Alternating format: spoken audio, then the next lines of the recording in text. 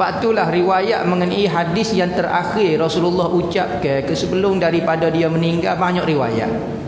Ada riwayat kata model Rasulullah akhir sekali Rasulullah keceknya sebelum Rasulullah hembuhkan nafas, hadis gini-gini. Ada riwayat pula Sayyidina Aisyah kata dok hadis lagu ni gini. Maka khilaf ulama dari sudut sahabat sebut riwayat betul dah nisbah pada diri dia. Kadang-kadang Rasulullah apabila waktu dia sakit, Sayyidina Ali kata hamba pergi dia, Rasulullah pun meninggal. Akhir perkataan dia contohnya ummati.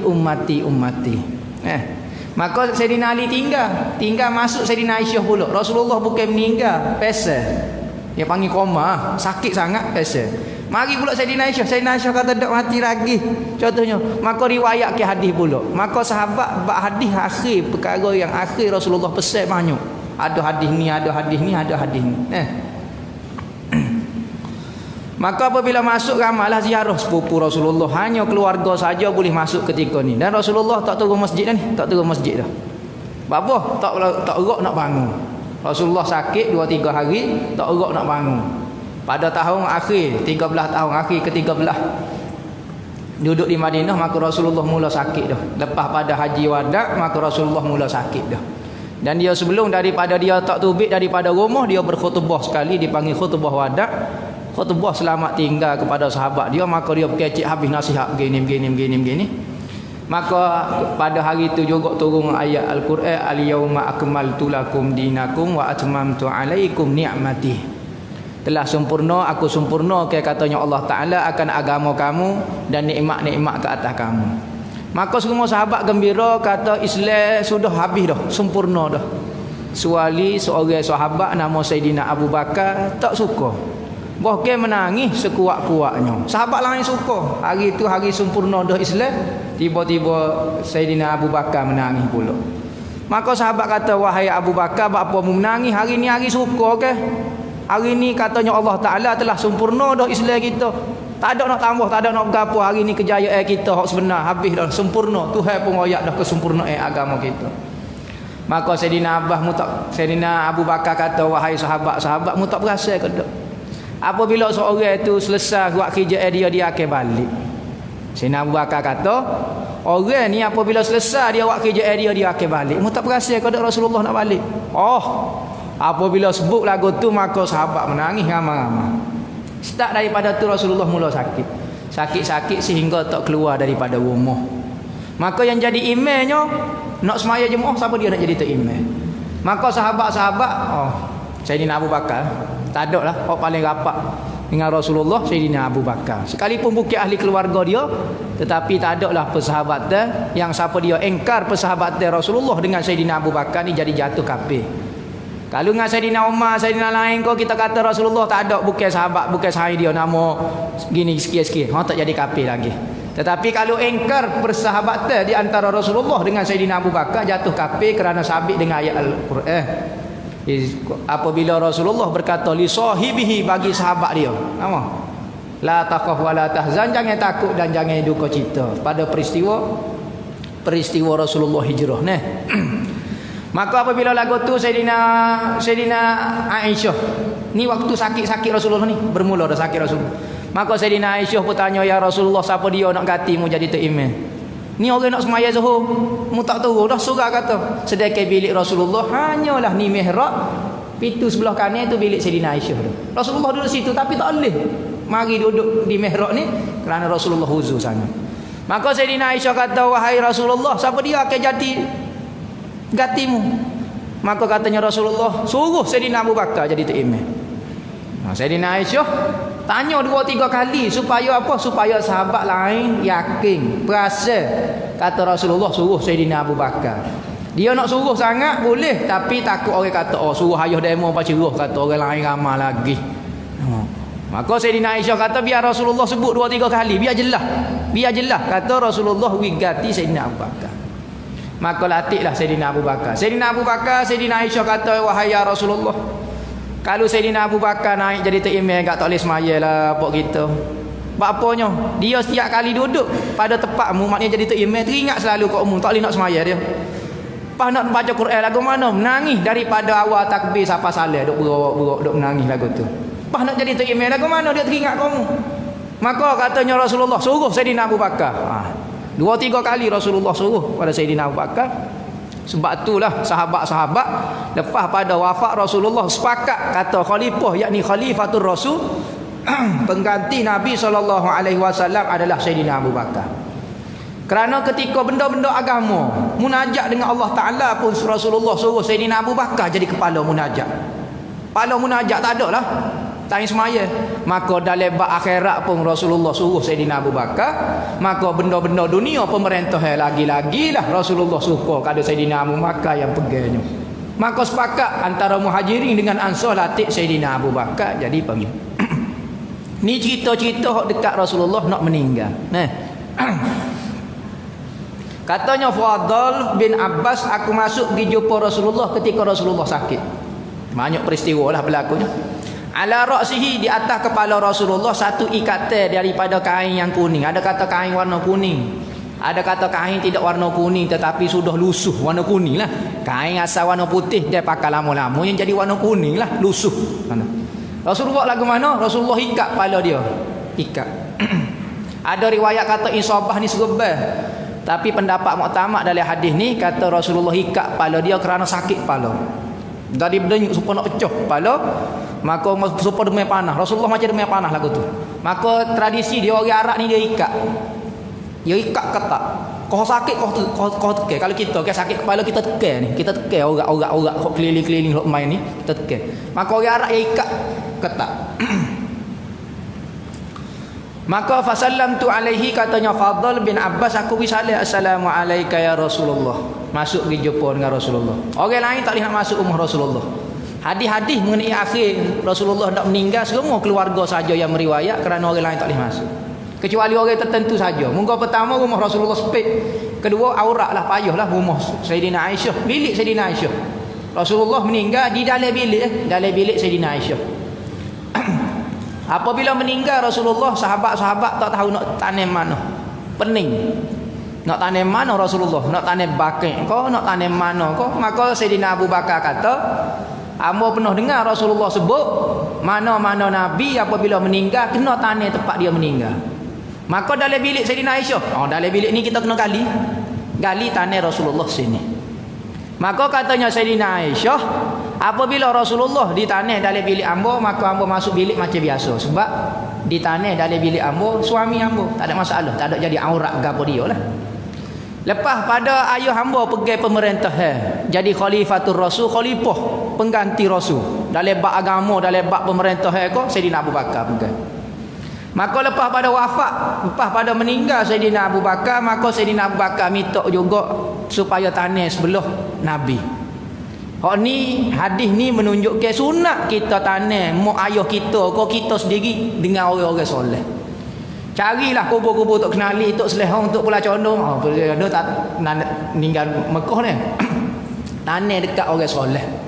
Kerana hadis Nabi sebut, sebagaimana kita terasa serabut dengan jiran yang buruk, maka orang dalam kubur juga rasa serabut dengan jiran-jiran yang buruk.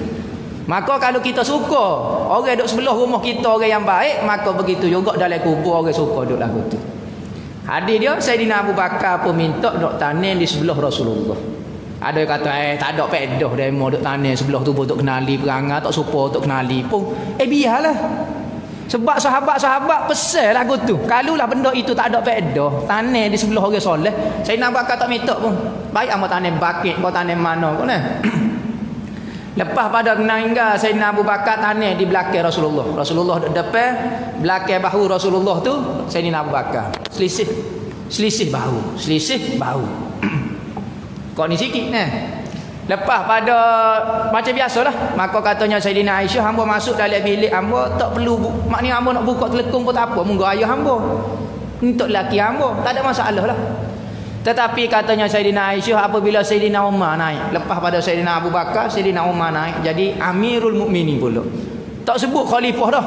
Sebab payah. Sahabat-sahabat kata nak sebut khalifatir Rasul. 2-3 kali ulang khalifah. Pengganti kepada pengganti Rasul. Jadi panjang, maka ditukar nama Amirul Mukminin, raja orang mukmin. Dapat gelar yang pertama Sayyidina Umar dapat gelar itu. Maka apabila dia nak meninggal, minta pula dengan Sayyidina Aisyah, kata mitok kata hamba nak tanah sebelah di belakang Sayyidina Abu Bakar pula. Sudah. Mula-mula Sayyidina Aisyah kata hamba segar sikit nak bui. Sebab hamba ingat hamba nak suruh tanah hamba belakang ayuh hamba. Belakang ayuh hamba tu bitok laki hamba. Sayyidina Abu Bakar, hamba ingat keluar tu hamba nak ke hamba lah. Tetapi Sayyidina Umar merayu-rayu, menangis-nangis. Maka Sayyidina Aisyah kata tak apalah, hamba pergi ke demo lah. Masa dia segar lagi, dia minta dah kata kalau hamba meninggal tanah di belakang Sayyidina Abu Bakar. Lepas daripada dia meninggal, dia pesan kepada anak dia. Sebelum dia nak meninggal, dia pesan kepada anak dia Abdullah ibnu Umar. Dia kata, wahai anak aku, pergi sekali lagi minta kepada Sayyidina Aisyah. Ketika aku meninggal, mu piku aku, pergi depan bilik Sayyidina Aisyah, ketuk dia, royak kata Umar minta izin tanah sini. Dulu aku pernah minta dah sekali, tetapi hamba takut dia segar kerana hamba masa tu khalifah kan. Hamba masa tu ketua, Amirul Mukminin, takut dia ui pun kerana segar. Maka hamba nak minta sekali lagi. Pada masa tu Umar tak ada jawatan langsung dah. Umar ada atas keranda dah. Royak kata ayah hamba Umar minta izin, boleh kau dak tanah di belakang Sayyidina Abu Bakar. Takut mula dulu dia segar, takut hamba ada jawatan, kau dia bimbang kat hamba, takut kau gapo dia. Lah ni tak ada gapo dia dah Umar. Duduk atas usung dah. Okey, minta sekali lagi. Maka Sayyidina Abdullah ibnu Umar masuk ketuk pintu, tanya Sayyidina Aisyah, ya Aisyah, ayah hamba ni dulu dia pernah minta dah nak tanah belakang ayahmu. Lah ni dia tak ada jawatan, tak ada gapo, jangan bimbang, tak usah takut dia. Dia minta molek-molek, kata dia nak tanya juga belakang tu. Lagu mana mu redha kau dok wahai Aisyah? Aisyah kata hamba redha. Tanahlah belakang tu. Jadi sahabat-sahabat dulu suka tanah di sebelah orang-orang molek. Tak ada lah hok paling molek sekali atas muka dunia Allah Taala ni Nabi lah. Maka pakat nak pergi duduk sebelah Nabi. Waktu ketika hidup pun sahabat-sahabat tidur di rumah sebentar, bangun tu tak ada gosok gigi lagi, buka pintu pergi rumah Rasulullah, pergi tengok saja. Celek-celek mata tanya Rasulullah sihat ke dak hari ni. Tak tanya anak dia demam panas ke, bini dia makan nasi ke dak tanya. Soalan pertama, Rasulullah segar ke dak? Nak tanya hak tu ya. Tengok sahabat-sahabat dulu masa hidup nak duduk dengan orang soleh. Nak kata ada kelebihan, ketika mati pun nak duduk dengan orang soleh juga, dengan Nabi duduk belakang. Pas akhirat tak saya duduk dengan orang soleh, tentu lagi. Pas lagu mana cara nak duduk dengan orang soleh? Ni kita mari belajar bab Nabi, kita banyak selawat kepada Nabi. Maka cara ni, perbuatan hok kita dak buat lah ni, boleh duduk dekat dengan Nabi. Nabi kata afdalu, orang yang paling afdal, paling mulia di sisi hamba pada hari kiamat, orang yang paling banyak berselawat kepada Nabi. Maka sahabat, ulama-ulama tabi'in apabila dengar lagu tu Nabi wi keluar, nak duduk dengan hamba ke tak?